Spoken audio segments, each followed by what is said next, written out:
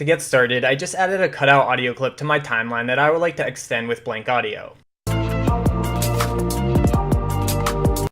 Let's begin by right-clicking the audio clip and selecting Nest.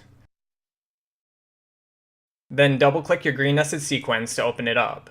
Drag some audio that's longer than your cutout clip below it in the nested sequence. I'm just going to use the same song but without the cut. Drag the end of the bottom audio clip to however long you want the blank audio to play after your original clip. Then make sure the bottom clip is selected and go up to Effect Controls. Change the volume's level to -1000 to mute the clip.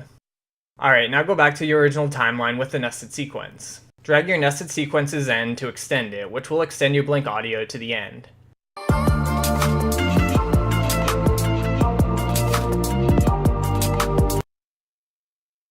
Now you can do things like fade out your audio for longer or reverb your audio out, just add the effect to the nested sequence. Okay, that's it for this tutorial. Thanks for watching and see you next time.